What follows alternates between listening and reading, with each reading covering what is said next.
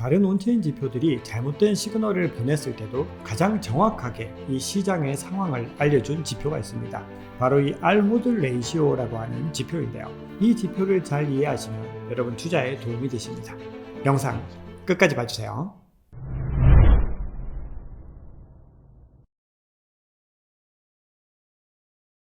구독자 시청자 여러분 반갑습니다. 박 작가입니다. 자, 오늘 커먼체인입니다. 자, 제가 커먼체인 첫 시간에 두 가지 개념을 소개를 해드렸죠. 바로 UTXO와 리얼라이즈드 밸류에 대해서 알아보았는데요. 자, 오늘도 이 두 가지 개념을 바탕으로 고안되었습니다. 제가 최대한 상세하게 설명을 드릴 텐데요. 혹시 보고 싶으신 분들은 댓글에 링크를 달아두겠습니다.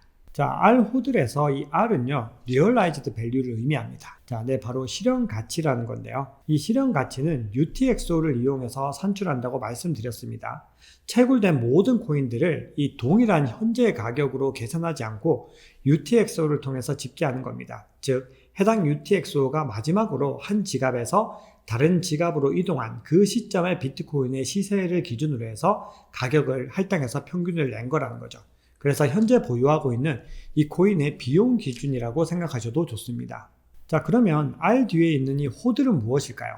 자, 이 호들은 정확하게는 호들 웨이브입니다. 자, 이 웨이브는 파도라는 의미죠.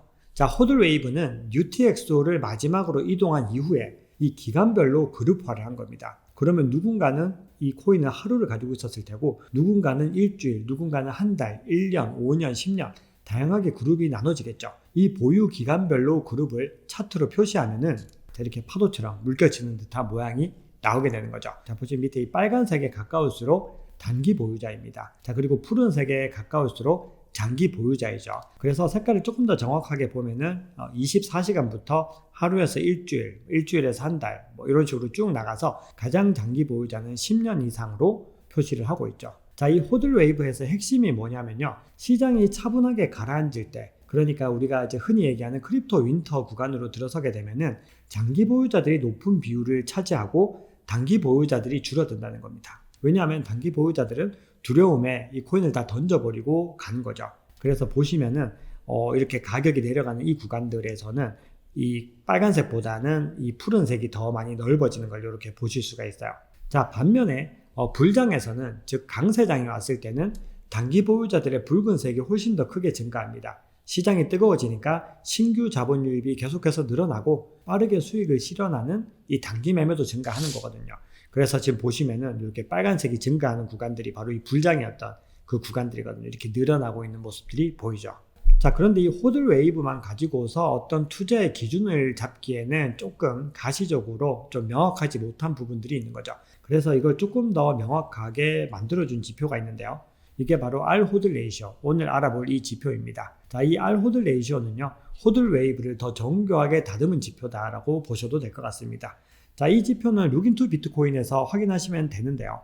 이 차트를 보시면은 검은색이 이 비트코인의 가격이고, 이 밑에 주황색이 R-호들 레이시오입니다. 자, 그러면 이 지표를 활용하는 방법들과 이 원리에 대해서 천천히 살펴보도록 하겠습니다. 자, 우리가 이 지표를 제대로 활용하기 위해서는 원리를 조금 더 이해를 하는 게 좋습니다. 그래서 산출 공식을 한번 보시면은 굉장히 복잡해 보입니다. 그런데 이거를 핵심만 이해하시면은 이 지표가 어떻게 산출되었는지를 이해하실 수 있습니다. 자, 지금 분자를 한번 보시면요. 이 R-호들의 위쪽에 있는 거는 일주일 R-호들 밴드입니다. 그리고 밑에는 1년에서 2년 R-호들 밴드이죠. 자, 그런데 보시면은 이 R-호들의 일주일 밴드는 단기 밴드이죠. 그리고 이 분모에 있는 1년에서 2년은 장기 밴드입니다. 자, 그러면 이제 한번 보겠습니다. 만약에 이 R-호들 레이시오가 늘어난다는 건 어떤 수치가 더 늘어난다는 거죠? 네, 바로 일주일에 있는 이 분자에 있는 수치가 더 늘어난다는 거죠. 그래서 일주일 단기 가격이 더 높아진다라는 거죠. 그렇게 되면 이거는 시장이 과열되고 있고 신규 유입되고 있는 물량들이 굉장히 늘어나고 있다. 자, 이렇게 생각할 수가 있습니다. 따라서 이 지표값이 상승해서 최고치에 도달한다는 것은 이 새롭게 이 시장에 들어온 이 새로운 보유자들이 공급의 상당 부분을 보유하게 된다는 걸 의미합니다. 자, 그러니까 불장을 의미하는 거고요. 가격이 크게 고평가된다는 걸 의미하는 거죠. 반면에 이 값이 낮아진다는 것은 이 분모에 있는 이 1년에서 2년 수치가 늘어나는 겁니다. 자, 그러니까 장기 보유자의 물량들이 늘어난다는 거죠. 이 얘기는 이 전체 공급량에서 더 많은 부분을 이 장기 보유자들이 보유하고 있다는 겁니다. 따라서 시장이 침체되었고 저평가되었다는 것이죠. 자, 그래서 이 차트를 다시 한번 확인해 보시면은 이제 굉장히 명확하게 확인이 되는데요. 이 비율이 계속해서 높아져서 이 빨간색 영역 안으로 들어가게 되면은 시장이 과열되고 있다는 신호입니다. 자, 이렇게 보시면은 이렇게 빨간색에 들어간 이 구간들이 바로 시장이 과열된 겁니다. 그런데 반면에 비율이 계속해서 낮아져서 저평가되어서 이 녹색 영역에 들어가게 되면 어떻게 될까요? 네, 이 녹색 영역에 들어갔다라고 하는 거는 공포감이 이 시장을 지배하고 있는 것이고 바로 우리가 크립토 윈터라고 하는 그 구간에 들어간 겁니다. 자, 이 보시면은 색깔로 구분하면 되니까 시장의 상황을 파악하기가 굉장히 쉽죠. 자, 그러면 이 지표가 과거에 정확한 시그널을 주었던 사례를 좀 살펴볼 텐데요. 자, 이 부분은 룩인투 비트코인의 창업자입니다. 필립 스위프트라고 하는 사람이 이 지표를 굉장히 지지하는 발언들을 많이 하거든요. 그래서 그 필립 스위프트가 직접 작성한 글에서 그 사례들을 제가 좀 발췌를 해봤습니다. 자, 그러면 2013년으로 한번 가보겠습니다. 자, 바로 요 구간입니다. 자, 2013년을 한번 보시면은, 자, 여기서 상승한 요 구간이 있고, 그리고 얼마 지나지 않아서 하락을 하고, 그리고 더 크게 상승하는 요 구간들이 있거든요. 자, 근데 요 구간이, 즉, 이때 가격이 얼마였냐면은, 비트코인 가격이 $230였습니다. 그리고 2013년 4월이었어요. 근데 이게 굉장히 가파르게 올라온 게, 자, 밑에 보시면은, 이렇게 낮았던 구간, 이때 $10, $20 이렇게 하던 시절의 가격이 순식간에 $230까지 치솟은 거거든요. 그럼 시장에서 많은 사람들이 어떻게 생각할까요? 이때가 아마도 천장이 아닐까라고 생각을 한 겁니다. 그런데 7개월이 지나고 나서 2013년 11월에 무려 $1130까지 더 치솟게 됩니다. 급등을 한 거죠. 자, 그런데 여기서 중요한 게 있습니다. 이 시점에서요, 알호들 레이시오를 제외한 나머지 대부분의 온체인 지표는 이 $230라고 하는 이 구간을 정점으로 표시했다고 합니다.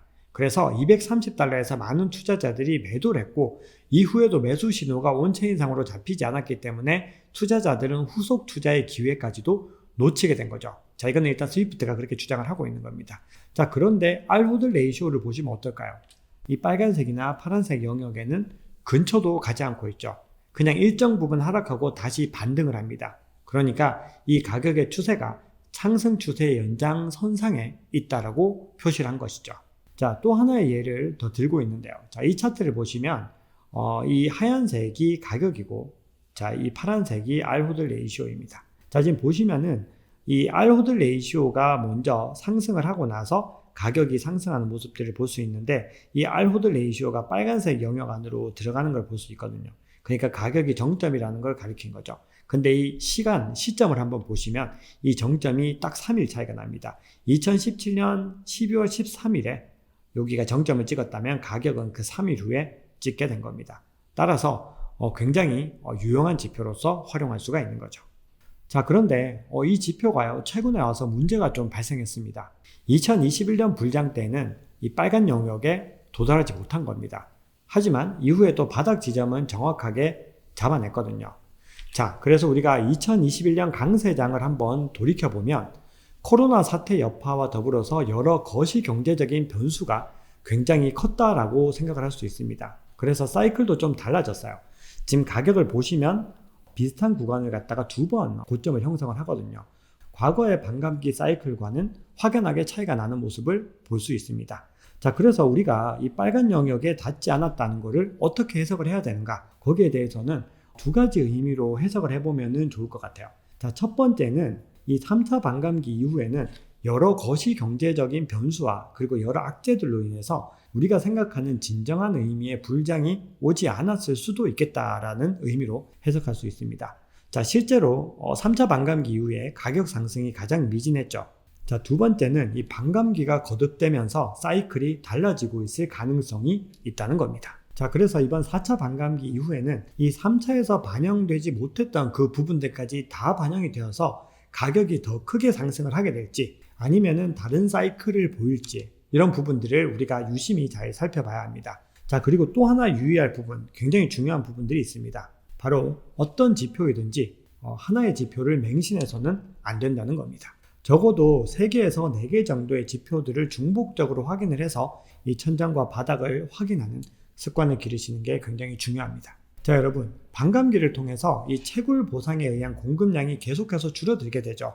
지금 현재는 6.25개를 보상으로 주고 있는데 4차 반감기가 지나면 3.125개로 줄어들게 되거든요. 그렇게 계속해서 공급량이 감소하면은 이 전체 시가총액의 변동성도 따라서 감소하게 되겠죠.